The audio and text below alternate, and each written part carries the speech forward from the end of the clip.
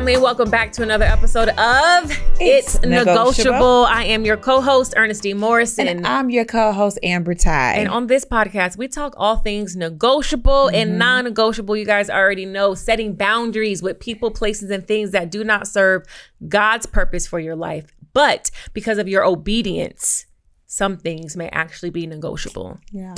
Happy Wednesday. Yes. We're giving fall festival It's vibes. definitely giving fall right now. It's definitely giving fall. Like, let us know in the comments. Obviously, you guys see Amber and I, we match colors, or we color block off of each other every episode. Do y'all like that? Do we look good? Do we look cute? Let us know. Let us know in the comments. I mean, we really don't need to know because we know. We know, but I like to hear it. My love language is words of affirmation. So I like to be, I like to hear the love. I like to hear it. Well, you look good, girl. Oh, thank you. You do too, girl. Thank you, girl. We had a phenomenal last couple weeks. We got to go to Tyler Perry's exclusive private screening of his brand new documentary entitled Maxine's Baby. You guys, so freaking good. It comes out November 17th on, I believe, Prime, Amazon Prime. And when I tell you, I was in the theater like mind blown and my engines were going. Y'all know I'm a creative, so I'm like crying. I'm going through my checklist of things that I need to go harder at, and I already go hard. Like, I go hard at life, but when I tell you Tyler Perry will make you want to go 1,000 times harder, that man is special. This one thought she was in church. Hallelujah. No, just like amen. We were in church. Tyler took us to church. That is probably the most successful black man on the planet. What he's done is no black man has done, no man has done. And I'm just so grateful that we got to be immersed in that energy. There was this guy I met once years ago. I was working at Neiman Marcus and he came up to me. I was working at Neiman Marcus here in the Lenox Mall in Atlanta, and I was walking out to go to like this little Starbucks kiosk that they had. And he came up to me, he said, you have a glow around you. He was like, what do you do? Like, you have a glow around you. So we got to talking. I don't know why I was so attracted to his energy. And we just got to talking. And I told him how I met Michael Jackson. And I was such a big Michael Jackson fan. And he was a big Michael Jackson fan. He actually he renamed himself Michael. It's a whole nother story. But anyway, he was saying that I can tell that you've been touched by great people. I can tell that you've been in the atmosphere of great people because it shines on you. Sure. And when he said that, I wholeheartedly believe that. Like, who you've been around, who you've been in the proximity to, it drops seeds into you. Yeah. So just to be in that room last night, if you know me, you follow my journey, you know how much I love me some Tyler Perry. I moved to Atlanta for Tyler Perry. That's a whole nother long story, but if you follow me, you know the story. So just to be immersed in that atmosphere last night, the level of greatness, the level of Black excellence, and really the level of executionist, like, I believe in executing. I don't believe in a whole lot of talking. If you've ever worked with me in the business setting, you know that once I say something, I'm like, okay, cool. Now I'm setting up to how to get it done. And to be in that atmosphere of Tyler last night and to see what he's done and to see the documentation of his process over the last 10 years that they documented was like, I'm like, I am not doing enough with my life. I need to do a little bit more than what I'm doing. Exactly. Because it was just so cool to be there. It was amazing. I had a audition with Tyler when I was 19. I think I was 19, 20. I totally bombed it. But, and I bombed it for that ship sailed. That ship sailed. No, but you know what? All things are possible. Yes, through Jesus. yes, amen. But I missed the audition because it was a really bad snowstorm in Detroit, and I'm rushing. I remember sweat. I literally had sweat under my arms, and I'm like, please tell him don't leave, because this assistant's like, he's about to go, Amber. He's about to go. You need to hurry up. Finally, I get there. I'm nervous. It was a hot mess. And I was so nervous. I was sitting in the office, just he and I. It was a one-on-one audition. And it just came back to my memory. It's like sometimes we don't realize the greatness that we are surrounded by. Yeah, for sure. We take each other for granted. And it's like, you never know. I don't. I praise my friends. I praise when I say we, I don't mean like personally us. I'm saying people in society in general. Yeah. It's like, don't be careful, because you don't know who I'm friends with. You don't know what room I'm in. Yeah. You don't know. So it's like, man, I was in the room. I had a 101 audition with this man. He knows my name. Yeah. He knew my father from back in the day as well. But to see where he came from was just amazing. We always he grinded it up. Yeah, and I mean, be honest, you know, it's sad to see, you hear a lot of Black people, you know, down in his work and everything. And I don't want to do Tyler Perry projects. I'm like, why not? At this point, like, this man has done something that no other Black man has done. No other man has done. Why would you not want to work with him? Yeah, you know, and absolutely. it made me just humble myself a little bit, like, oh my God, like, he is everything. But yeah, you need to be careful about, you know, who you're in the room with, who's friends with who, whatever. You know, it's just all connected. Yeah. And it's like, I was in awe of the whole thing. So yeah, shout out to Tyler Perry, Mr. Perry, put that Mr. on that thing. Shout out to you, Mr. Perry. I'm elated and grateful that we were able to be in that room and see some of your journey. I've been auditioning for 10 years for TPS, and this year, some of you may know, some of you will see the big announcement, but I'm recurring on his show Ruthless now, and can we put a round of applause in there? Yeah. The crowd goes round.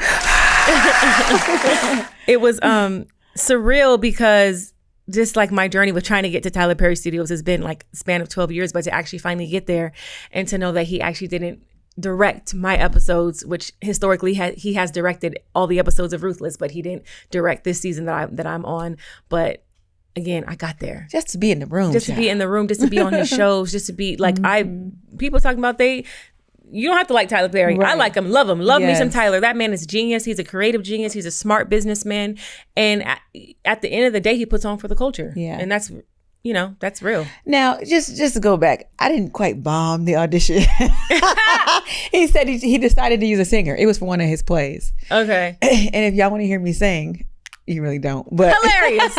I wasn't a singer. But no, honestly, I'm grateful just to have been in the room. Yeah. And you actually got to the room and the studio. Praise the Lord. Rolling up to that studio every day was a dream. I cried. I still cry. I cried every single day, pulling up and seeing that sign that said Tyler Perry Studios, driving up and walking up to the Dream Building. I created the Legacy Center because of Tyler's influence of the Dream Building of Tyler Perry Studios. So our building, the Legacy Center, is painted all Black, just like the Dream Center. And so yeah, that's cool. That was our Tyler Perry experience. So we were super excited we got to go to his screening. But Amber and I were talking about different topics that we like to talk about on the shows. And she was like, we should have episode. I'm like, wait, what was that neck rolled up? Well, yeah, she was like, it was a little neck roll. She was like, we should have episode. I did not. Where we talk about. I don't roll my neck. Yeah, you don't roll your neck. That was extra. Right. That was dramatic. That was an actor. Me, I'm an actor. I'm a method actor. We know, Ernest. We were talking about, should women have a hoe phase? Wow. Let us know in the comments right now, what you think a hoe phase is, because that is so loud. Ben? Jesus. What you think a hoe phase is? Like, what is your definition of a hoe phase? And B, do you think women should have a hoe phase? Let us know in the comments what you think. I'm gonna let you know what I think. But since Amber wanted to start this topic, I'm gonna let you kick it off on, what do you think about the hoe phase? What is a hoe phase to you? Ooh, child. Okay, first of all, the reason why the topic came up is because I have girlfriends that'll be like, girl, I'm about to get my groove on. I'm about to do me. Either they're fresh out of a divorce, they broke up with somebody, or I've had girlfriends who were like, I have one girlfriend, she got married very young, not with her husband anymore. He was the only person that she had been with for years. So then she was like, I'm just about to do me, baby. I'm about to do. And it's like, dang, is that necessary? I think that society has. But this is after her relationship. She's like, has this after her husband, she decided she was just going to do her thing, like, and just because she was kind of sheltered, I guess. Yeah. She met her husband very young. He was the only person she had ever been with. She married him and all that kind of stuff. So she went through this phase where she's like, I'm just going to do me. So it's like, I was thinking about that. I'm like, have I ever had a do me moment where I just didn't care about, which I haven't. I think we all care. We might say we don't, but I think we all do care. Do I think a woman should have a hoe phase? I'm going to say no. And the reason why I say no is because I feel like when you start going through different men, right, you start taking on all the different spirits that come along with that person, and then the spirits that came along with the women that were with them, and then the women that they were, it's like a trickle down effect, and you find yourself like, man, why do I feel this way? Why am I depressed? Because you have taken on all of that from that one person. And if that one person is just that one for the week or for the month, and now you add 2 and 3, it's like you look up and you're like, what is life? You know? Yeah. So, well, that's only depending on obviously your definition of a hoe phase is sleeping with. That's if you believe that sleeping with multiple men identifies as a hoe phase. I think a hoe phase is intentionally, like I am going to be with whomever when I want to. Yeah, see, I don't to me, I don't define hoe phase as that. Okay, what's a hoe phase for you? For me, it's just it's not quantity. It's being promiscuous. And if you look up the definition of what promiscuous means, it's like, I feel like a hoe phase could be sleeping with a married man. I feel like a hoe phase could be just something that you're not supposed to be doing. So I don't think it's quantity. I think a hoe phase is like when you were just out doing you. Doing you doesn't necessarily mean multiple men. It could just be a man that there was no investment, there was no reciprocity, there was no mutual investment, but you're doing this to pass the time. Or you're doing it because you just like to be promiscuous. You're doing it because it feels good for the moment. It's a temporary feeling. I feel like all those things fall into the realm of a hoe phase. And I feel like, not that a hoe phase is necessary, but I do think there is a season of your life, and it could be multiple seasons depending on who you are, of your life, where that level of promiscuity or just not caring or doing something that you're not supposed to be doing is necessary to develop you into where you're going in life. Yeah. I remember my aunt used to tell me, my mom passed when I was 11, but as I got older, my aunt used to tell me, she's like, you need to date as many men as possible so that you can pick out what you like about each person and find them in that one person. Yeah. Now, I don't think that she was saying go sleep with every man, but it's like somebody else might look at that as a hoe phase, like, why you got a different date every single night? Yeah. You know? So I don't know. It makes me question, like you said, I think what a hoe phase means to you might mean something different to me. And, you know, is that good for you? For me, I took her advice and was like, you know what? Let me see what I like from this person. What do I like from that person? And I want to find it all in one, which we may not ever find it all in one. Yeah. But you may realize, okay, these characteristics, this thing about this person, I have to have. Yeah. I cannot deal with this at all. Yeah. So maybe a hoe phase is necessary if that's what you consider a hoe phase. So have you ever had a hoe phase? Have I ever had a hoe phase? I would say yes. And when I say yes, not sleeping with people, but just not dating intentionally. Not having intentions for why I'm dating this person. It's more just fun. Yeah. Let's just go have fun.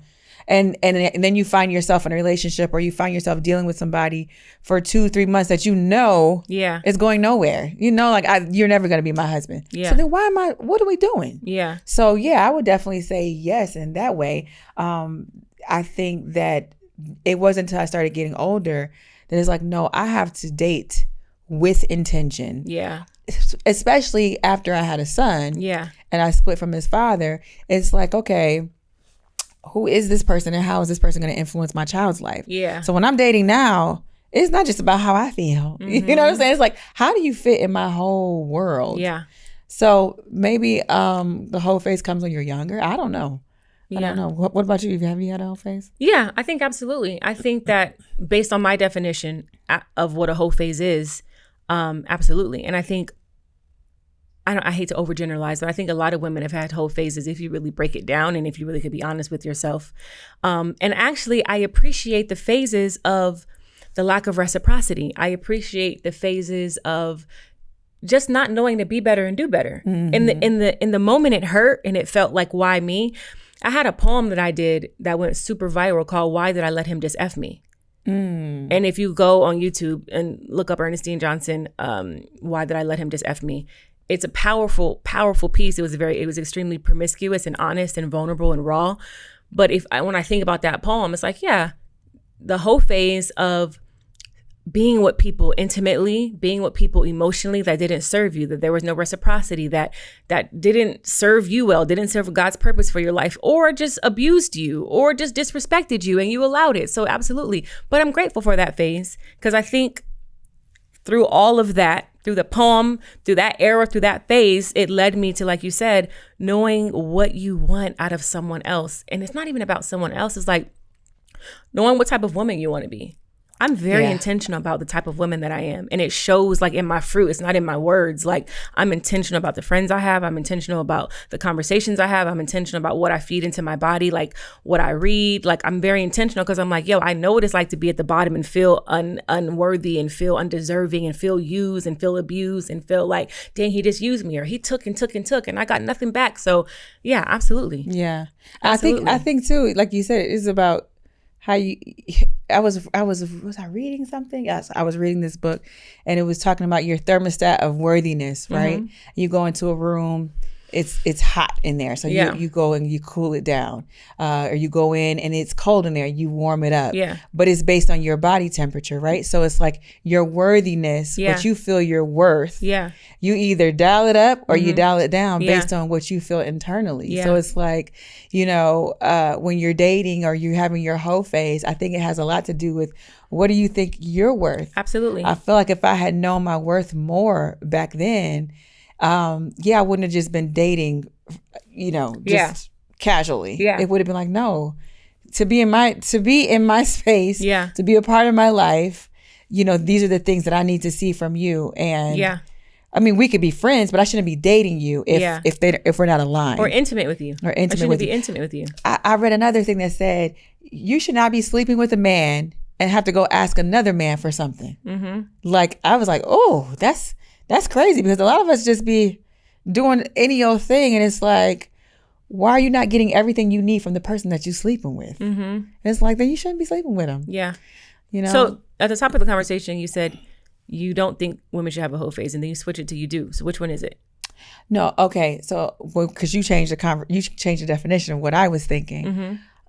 At the top of the conversation, I said, no, if it's about sex with multiple people all the time, absolutely not. Yeah. I think women, our bodies, were naturally receivers. Mm-hmm. So you're receiving not just his physical penis, right? And anything that's attached to that. Mm-hmm. You're also receiving his spirit, the spiritual things that are attached to him. Yeah. And then you wake up and you're, 50 years old and you're like, what did I just do? Yeah. From 19 to 50, because I've just let different people do whatever. So, come in and out of me. I mean, I was trying to keep it clean, but it's the truth, right?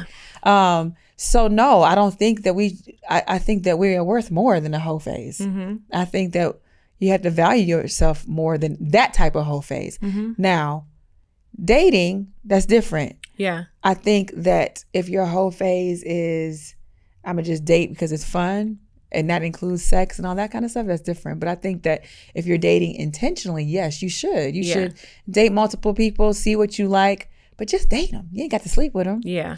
And I think society puts so much pressure on sex and everything else. It's like, geez, I mean, I feel like now I go on a date with somebody, at least after the second date, they like, conversation's changing. You know what I'm saying? Sexual. It's getting a little bit sexual. It's getting a little, oh, okay. It's like, dang, can you just, can we just talk? Can we just talk? You didn't like the movie? Right. Did you see what he did in that scene? Right. Why do you think that this is a part of date 2? Yeah. No, sir. Yeah. Have a seat. I think that, to be honest, like, I always say this, I've been the dumb chick, the smart chick, the stupid chick, the girlfriend, the fiance, the wife. I've been all of them. And I feel like in my journey, first of all, when you ask the question, do you think that women should have a whole phase? A, again, I think it depends on what your definition of what a whole phase is. And B, I feel like, dang it, I just lost my train of thought. You said you've been the girlfriend. Yes. Mm-hmm. I think it all depends on, it's all negotiable. Mm-hmm. I think it's all, I genuinely think it's all negotiable, because I used to say, you definitely shouldn't sleep with a man on the first date. Mm-hmm. But then I have a friend who's married, happily married, 3 kids, her and her husband, when they met, slept on the first date. Mm-hmm. They're married. Yeah.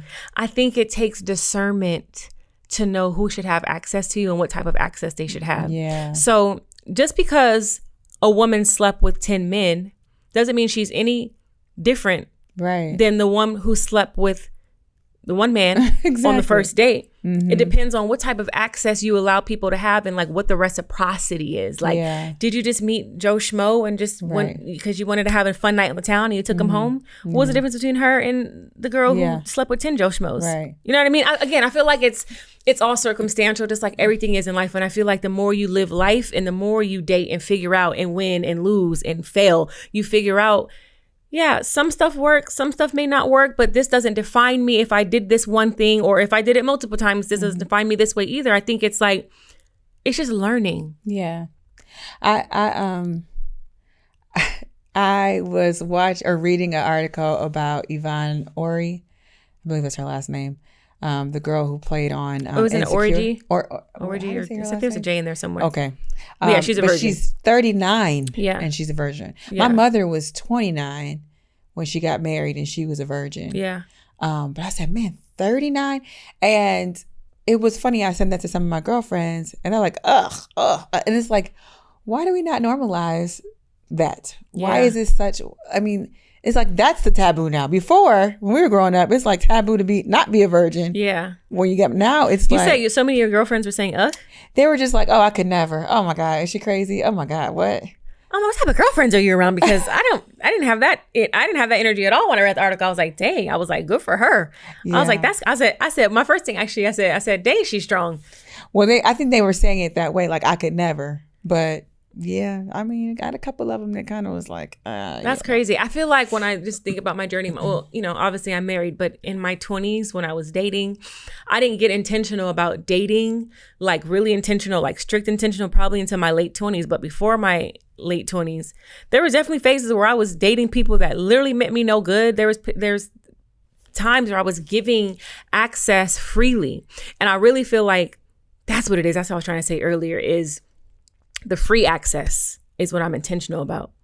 It's like, don't give yourself freely. Oh, mm-hmm. Don't make it so easy. So the whole phase is like, you can still have a whole phase in my mind and still not be so easy. It's like, to me, the whole phase is trying new things. But let's be honest. When you think about the word hoe, you're thinking about somebody just giving it up real easy and free. You do. Right? But that's just what you've been conditioned to think. That's what you've been conditioned to think. It's in rap songs. Oh, she a hoe. I feel like. So you think you could be a hoe? It's not even a word in the dictionary. You can make it what you want it to be. Okay. So if somebody called your mama a hoe, you would be okay with that?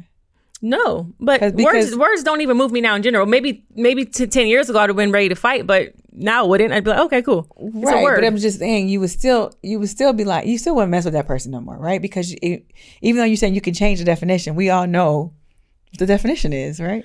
No, we don't all know what the definition is. Okay. There's literally thousands of paragraphs of women groups talking about the word hoe, which is why this conversation is cool, because no, we don't. There's plenty of women groups and these new feminist groups and this group and this group who have morphed the definition, which again, I think culturally we all know a hoe is like a girl who's easy, a girl who gives it up, or a girl who sleeps with multiple people. That's what I'm saying. Mm-hmm. Right. But I feel like there is a phase of women's lives that you should have where you are experiencing something that may not serve you in order to walk into the thing that does. You know what I mean? You get what I'm trying to say?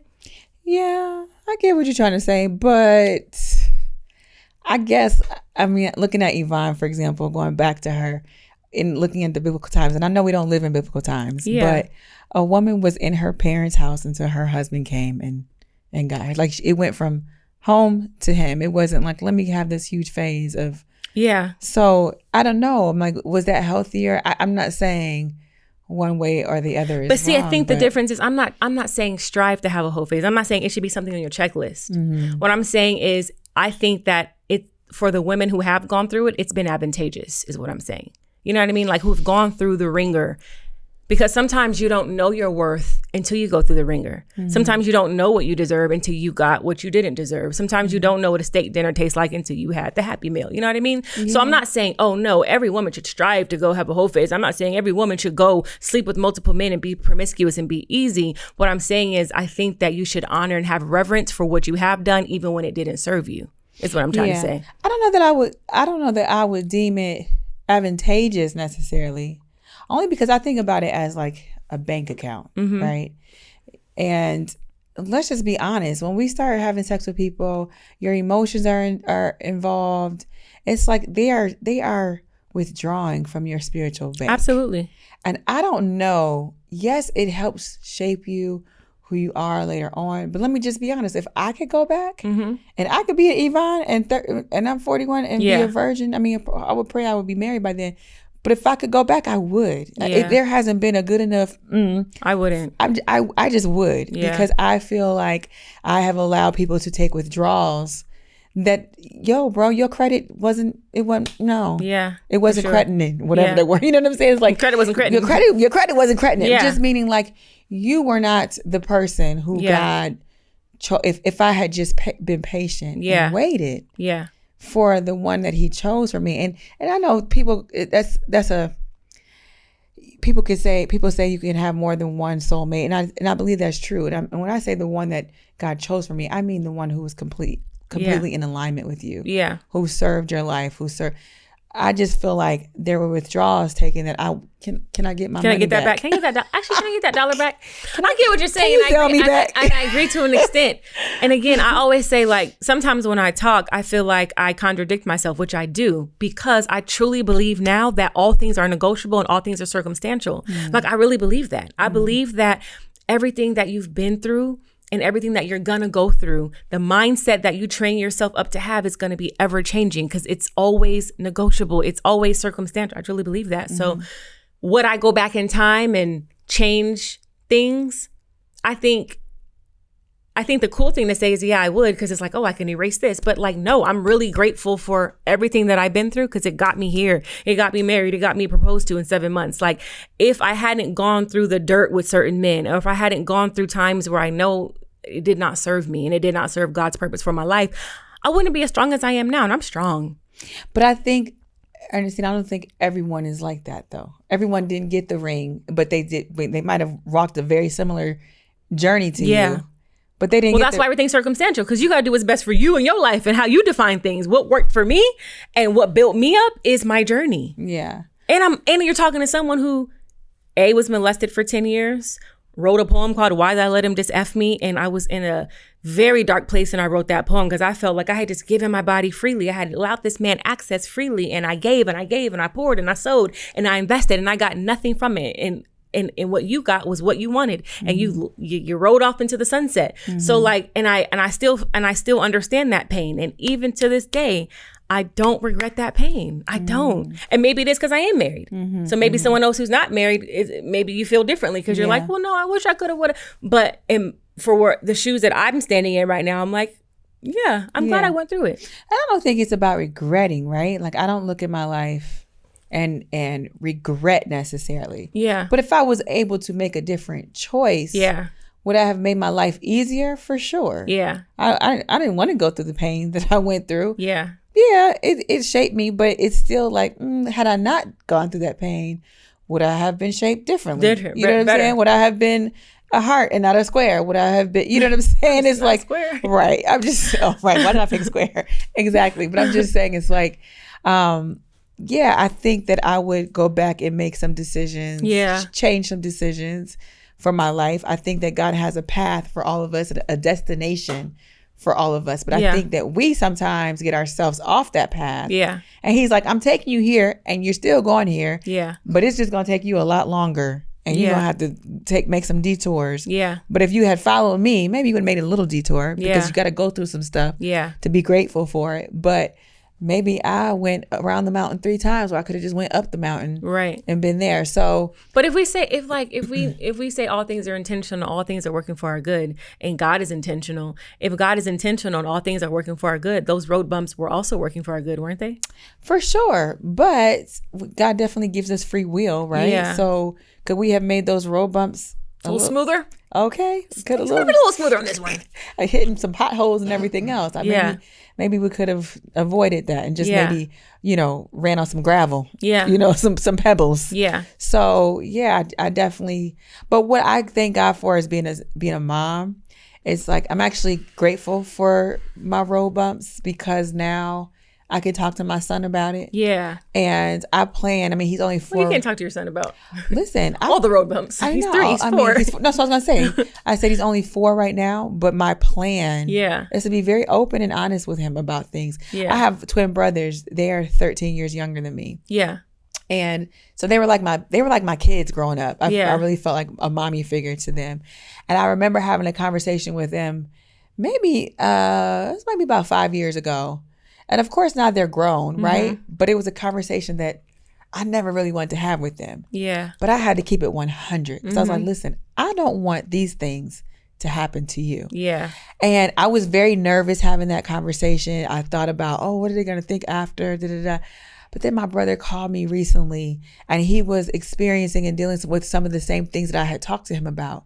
And I literally was in tears. I was like, thank you, God, because he called me. Yeah. He didn't call anybody else. He called me because I kept it 100. Yeah. And it's like, you know what? If I hadn't experienced what I experienced, he wouldn't have had anybody to talk to or tell me about what was going on.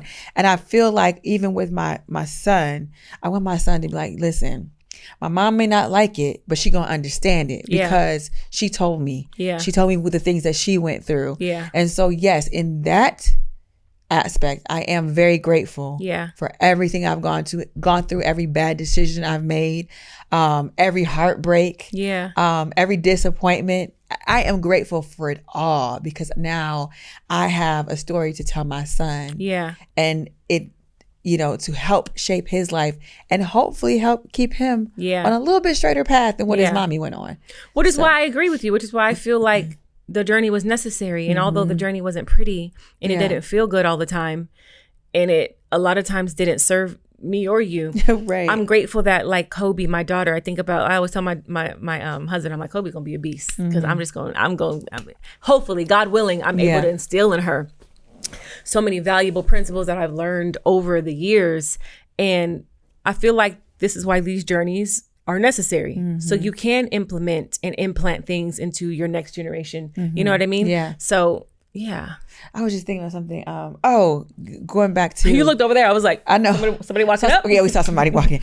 That was another thing too. I recently, I grew up in the church. We've talked about that. I grew up in the church, and I always had this need to be so perfect, right? Like because there was always all eyes looking at me and looking at our family. I remember changing my report card from a B to an A. I definitely did that. Oh my God. But I was changed that B to an A real quick. Right. Yeah. But I'm like, oh my gosh, over perfectionist. But recently something happened in my family, and I blurted out some things that I never told my parents. Yeah. And my parents being my dad's ex-wife, my stepmom, who he used to be married to. And I was talking to my dad, and I was like, Dad, this happened to me when I was in my 20s. And I got off the phone like, you're mortified. Did I just tell my dad that? But the way that he handled it was just like, okay, Amber. And I knew why he handled it that way, because he had been through some things. He had been through his whole phase when he was younger. So he was able to understand. And I think that when we start to just take ownership. Now, ownership, not identity. Yeah, exactly. I think that's what I'm trying to say. Great. You articulated it. Yeah. Yes. Like, I'm not saying go strive to have a whole face and label yourself. It's like, take ownership of your journey, but you're right. Don't let it shape your identity. Identify who you are. Don't let it define who you are. It's not your identity. Yes. That's it. And so I just remember first feeling mortified, but then I felt so free. And I'm like, yo, I am a human being. Yeah. And if ain't nobody gonna love me, my daddy gonna love me. Yeah. Despite all the things that I've gone through and the mistakes that I've made. Despite your whole face. Despite my whole face. You know what I'm saying? Yeah. It's like he was still able to see. I think he viewed me as like, man, my daughter's strong to share something with me like that. Yeah. And after feeling mortified, I felt very strong. I felt very empowered. And I'm like, you know what? This is my story. Yeah. I cannot change it. Yeah. I can change my future. Yeah. And there will be no whole phases for me. Even in my life right now, I woke up one day, I was like, man, I'm by myself. I'm not kicking it with nobody. I'm not having sex with anybody. I am really just focused on me and my son, and I love it. I love it. It's so empowering for me because I don't have anybody withdrawing from me, and more so, I'm in a position now that I can deposit into other people's lives. I showed up for my friend. She had a book signing, and I showed up with a big thing of flowers. Yeah. And I told you, I was like, Ernestine, I'm on my EJ today because Ernestine showed up for my birthday. I was working. She showed up and brought me flowers and a cake. Yeah. I was like, dang, I never had a friend do that for me, right? It just made me feel so good. And so I did that for her. And I was proud of myself because I was like, yo, I want to deposit in other people's lives. Yeah. I'm tired of people withdrawing from me. Yeah. I think there's a difference for somebody just constantly withdrawing versus you depositing. Yeah. Let me deposit. And people who are constantly withdrawing, they're sucking things. They are trying to fill a void in their life, right? They are trying to. I mean, that's a whole nother topic. My friend and I, one of my actor friends, we were talking this morning actually on the way here, and we were talking about this is specifically the acting, but it really relates to life. We were talking about how actors are so eager and so desperate that they want to get into the room or get on a platform, and they want to know what they can take, what they can take, what they can get. And it's like the true artist serves. The true artist walks onto the platform, onto the show, into the room, and say, "What can I give to this movie? What can I give to this platform? What can I give to this?" And it's like when you're serving, and we all should be operating from a spirit of servitude, because that's what God has really called us to do, is serve. When you're trying to operate in God's calling for your life, you want to give. You want to serve. You want to have an offering instead of taking. So I really feel like, if you serve, if you walk into the room and say, what can I give to this room? Right. What can I give to this platform? What can I give to this relationship? What do I have to offer to this relationship? It's like, it keeps your bank account full, really, because the person who's always serving, their plate is always full. For sure. So it's like you said, if you look at yourself like a bank account, you're making deposits and withdrawals. Are you being withdrawn from daily? Yeah. Are you being deposited into? Are you depositing into others? Right. And I feel like the power is in the deposit, like you said. Deposit into this relationship. It feels so good when you make a deposit. It does. Praise the Lord. Yeah, deposits. And when I tell you, I am like literally, shout out to my boy Daniel Dickey. He has a company called the Resource Guild. But I always say I'm a resource guild. I'm freely give. I freely, you want the link to this? You want the Actors Access link to this? You want to know who? I give, because it's honestly why I'm so blessed. I love to give. I love to connect people and put people in position and connect you to this one and make a phone call on your behalf to here, because guess what? It is single-handedly the reason why blessings fall in my lap. And I'd be like, God, where did this come from? Right, exactly. And it's because I know I'm a server. I give. How can I connect you? How can I work behind the scenes? And it's literally the key to life is serving. Yep. I kid you not. It's the truth. Every rich person, I was just thinking about Wayne from the Country Wayne's Kids. I know that man is blessed. Yeah. Because he is a giver. Yeah. I see it all. I mean, my own life is a reflection of him giving. And I'm like, it's just astounding. And I thought about my mother. My dad used to have to tell her, Jermaine, stop giving so much. Yeah. Because she would just pour all her money into the church or whatever. But she was blessed and highly favored. Yeah. It wasn't just a term. Yeah. She had back in the day, her $500,000 house, and we had our Mercedes, and she had her $10,000 mink coat. But you could never say she was sitting back like this. She was sitting back doing this to whomever she could, whenever she could. And it's just a biblical principle. I'm going to say it's biblical. You reap what you sow. Yes. What are you reaping? Yes. I remember sitting in church one day, and I was like, God, I just don't have the money to give right now. Yeah. And the Lord, I sat there and battled in this chair. He was you told me about that. I told you that. He's like, you better give that tithe. And it was like $200 some. And I was like, Lord, I really don't have it, Father. I really don't have it to give to this church. Right. This is not the good month for me. This is the good month for me, right? Yeah. And God asked me, I'll never forget it. He said, do you trust me? Yeah. And I said, God, I trust you. Yeah. He said, prove it. Yeah. And I put that money into church. And I kid you not, two people, there was a person sitting 2 seats from me, put $1,000 in my hand. That's crazy. Not even 5 minutes later. That's crazy. And I just was bawling. Bawling. He said, give and it shall be given back to you. Pressed down, shaken together, running over. And it's like, man, if we could just start to make deposits into other people's lives. Yeah. God will deposit, and he says he will open up a window of heaven and pour out a blessing that you don't have room to receive. I think sometimes we say these scriptures and they just sound, he's going to open up, I won't have room. But when you see it in your real life, you're like, oh, snap, he did the thing that was written on the thing. Yes. Right. And really think about what that means to not have room enough to receive. Yeah, that's so good. How can you, to not have room enough to receive? Yeah. That's like... And when it's like you reap what you sow. It's like, ask yourself truly, what are you sowing? Yes. What are you sowing into the people around you? What are you sowing to yourself? Yeah. Like, what are you sowing out into the universe, out into this life? Are you just expecting just to receive, and take and take and take and take? Yeah. You know what I mean? Like, you reap what you sow. So if you're sowing good seeds, you're going to have a good harvest. Yes. If you're sowing bad seeds or you're not sowing at all, there's not even going to be a harvest there for you. You know what I mean? Right, so it's like, sure. really be intentional about what you're sowing. And when I say sowing, I'm like, what are you offering? Yes. And that's what I think, that's a journey I've been on lately. You know, we talked about Tyler Perry, and I've always been very transparent about some friendships that I have lost in the past. And I saw one of the girls that I talk about all the time, or, you know, that I relate to. Oh, you saw her at the thing? Yeah, that's what I was trying to tell you. Oh, yeah, you were trying to tell me that, and then my head was somewhere else. Yeah. And I this morning I woke up and I was thinking about her, and I was thinking about the old friendship that we had. And I was like, man, I really wish that we could reconnect, right? But to be honest, I sowed bad seeds. And it's like, you know, I did. Yeah. I just sowed bad seeds. And for whatever reason, unintentionally, intentionally. I mean, I think sometimes we do things because we don't know better, or, you know. But it's like, whatever the case is, the Bible is going to be the Bible. It's going to be true. Yeah. Right? The word is the word. It's not changing. But then I went to church last Sunday, and our pastor was talking about forgiveness.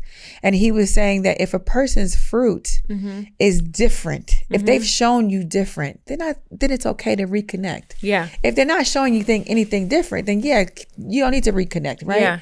And then he talked about forgiving yourself. And so this morning, I was just like, God, you know what? I'm going to really release that. I've been saying I'm releasing it, but I'm not angry at her. And it really wasn't her fault. I've been angry at myself. Yeah. Because I know I lost a valuable friendship. Yeah. Didn't like the way that she handled it necessarily. It made me feel like, you're not really my friend like I thought you were. Sure. But maybe she was. Maybe she just was hurt in the moment. I don't know. But this morning I said, God, I forgive me. Because the thing is, if I keep holding myself, you know, even like your whole phases, I think a lot of times we go back and we look and we beating ourselves for that. Why did I do that? Why was I with him? But it's like, God, you know what? I forgive me. It's okay. I forgive me for being human. I forgive me for operating out of trauma. I forgive me for operating out of insecurity. I forgive me for operating out of ego. I forgive myself. And now I not only just forgive myself, but I have raised my level of worthiness. And it's like, now I am worthy, first of all, to forgive myself. I'm worthy of forgiveness. I am worthy to have good friendships. I am worthy to plant good seeds. So it's so like, good. I think I used to plant the bad seeds. I didn't feel worthy. It was almost self-sabotage. It's like, I'm not really worthy. So it is. Let me just, I don't really want you to see me for me. So let me just do something that's just gonna make you cut me off. You know, it's like you said to me, Amber, I got a bone to pick with you. And I'm like, oh God, what did I do? Right. But it's like, okay, it's all right. Let's have that bone. Right. And so then also it just took me to a moment when I was praying this morning. It just took me into a moment of pure gratitude, and just like, I was like, God, I thank you for the little things. I'm glad you said that, because I was sitting here thinking, because I want to make sure. Sometimes I know I talk in circles because my mind is moving so fast, and I want to make sure that I'm articulating my point correctly, because I don't want people to take this and be like, Ernestine Morrison said you should. It's like, no, what I meant was like, have reverence for where you're at and what you've gone through, and don't let it define you. So you say, you know what? No, it's cool that I went through that. It's cool that I'm more, that's where I feel like I don't feel I know where I'm at. Like, I'm a very self-secure person. I'm very assured of myself, but I wasn't always. It took me a process to get here, which is why now I can comfortably on the mic say, it's cool if you had a whole face. Like, not that you should aspire to have one, but if you had one, I'm sure it's going to be advantageous if you use it the right way. It's going to be advantageous for how God set you up. You know what I mean? Like, I know people who were strippers, who were drug dealers, who were, you know, people who you just wouldn't think are the people, the chosen ones, who are now successful business people, millionaires, life coaches, mentors. So it's like, I guess what I'm really saying is, don't let the whole phase or your past mistakes or your past, I'm not going to call them mistakes, because sometimes you don't know they're mistakes when you're doing them. They're mishaps. You know what I mean? Don't let that define who you are, because it can change. If you go back and listen to my poem, Why Did I Let Him Just F Me?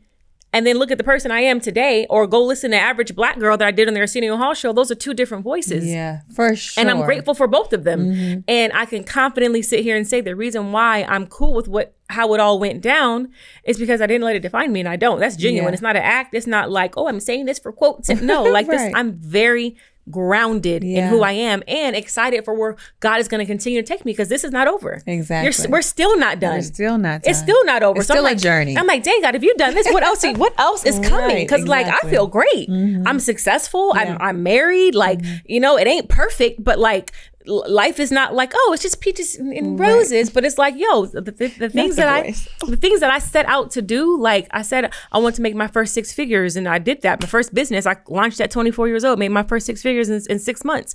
I said I wanted to be married. I said I wanted to be a mom. I'm a mom of a beautiful baby girl. I said I want to have, I want to be an entrepreneur. I said when I clocked out at Neiman Marcus in 2013, I never want to clock into a job again. Done that. So like the things on your checklist and the things that you aspire to do, I've done a lot of them. Yeah. But so it's like, yeah, I can comfortably say, yeah, the phase was wild. The phase was phasing.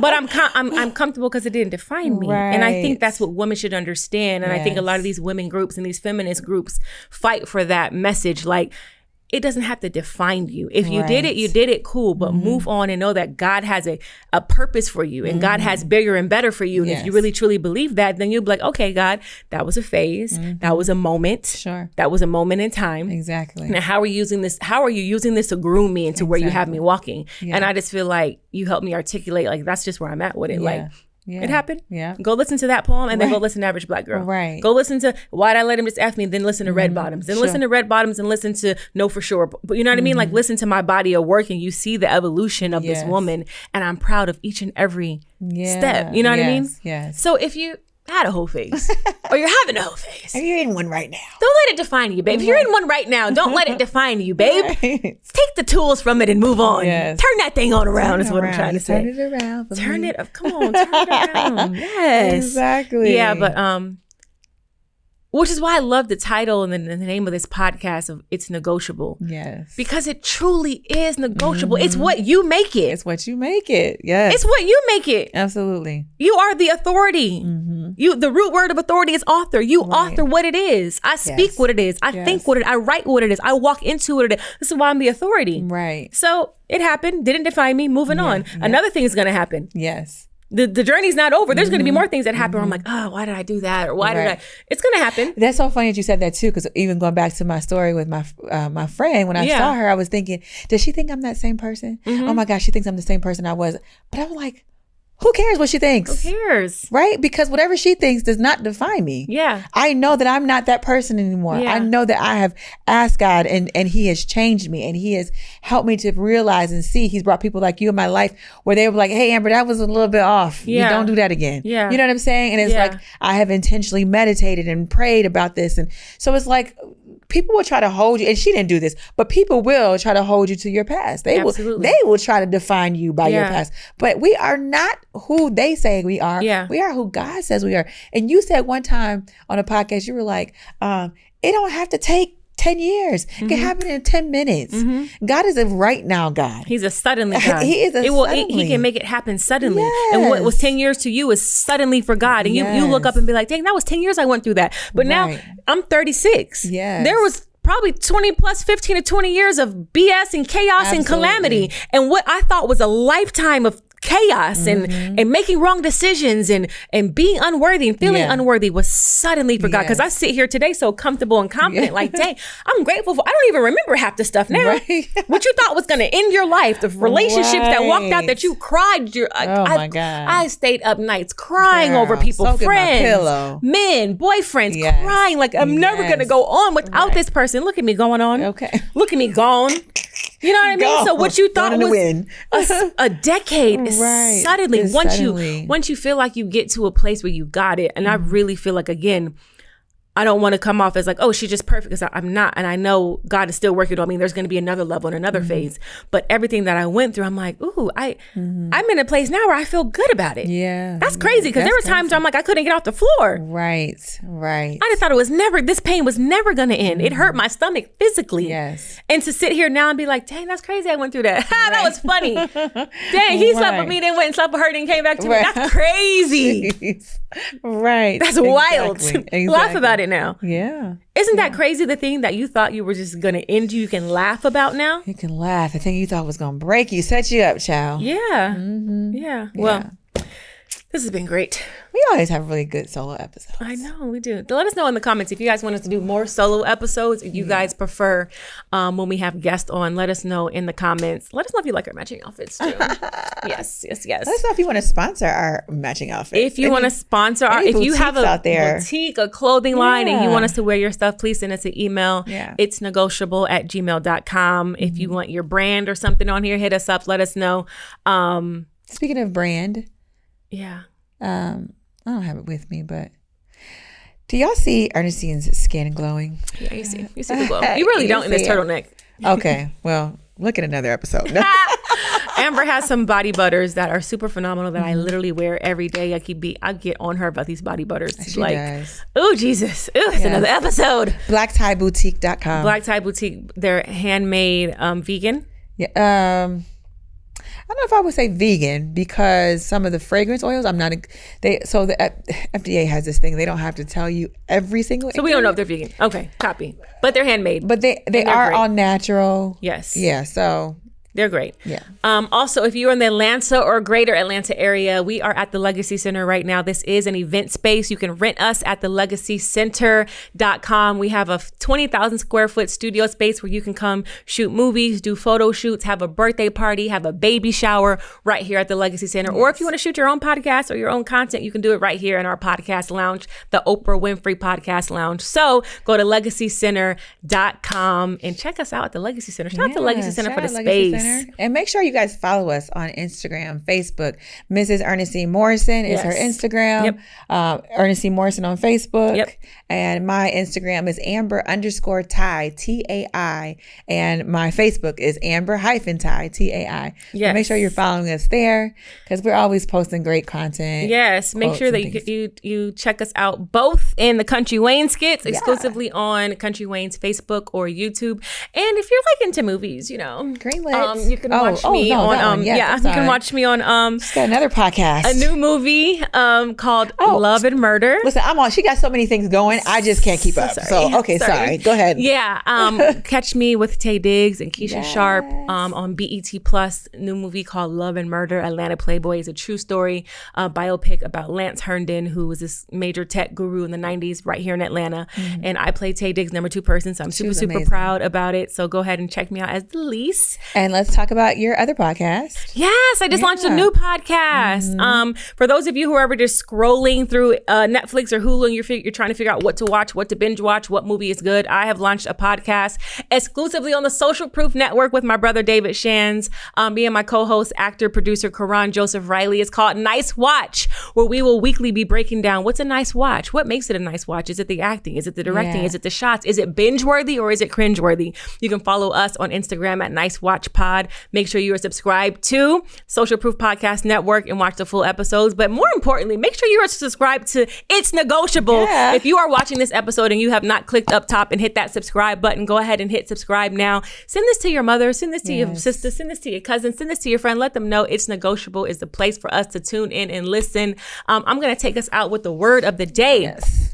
Because we are intentional about our words. We are intentional about what we give power and authority to. So speaking of making investments, speaking of sowing and reaping what you sow and making those deposits, my word of the day is going to be endow. Endow. To provide with a quality, ability, or asset.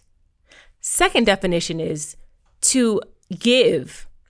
To give, simply to give. So endow. So Deposits. Give to yourself. Deposit to yourself. What was that word? The word is an asset. Be an asset. Like I was always told the greatest investment you can make is in yourself. And I don't just talk the talk, I walk the walk. Amber can tell you, I invest in me. Like, I invest in my self-development. I make sure that I am being intentional about the decisions that I make. I'm sowing. I'm being an asset to myself first and to others around me. So be an asset to you. Endow yourself with good investments. Endow yourself by sowing good seeds. Endow yourself by making deposits into first you, because that's biblical, and first you and then to others. So that is the word of the day. We'll see you again next week on another episode of It's Negotiable.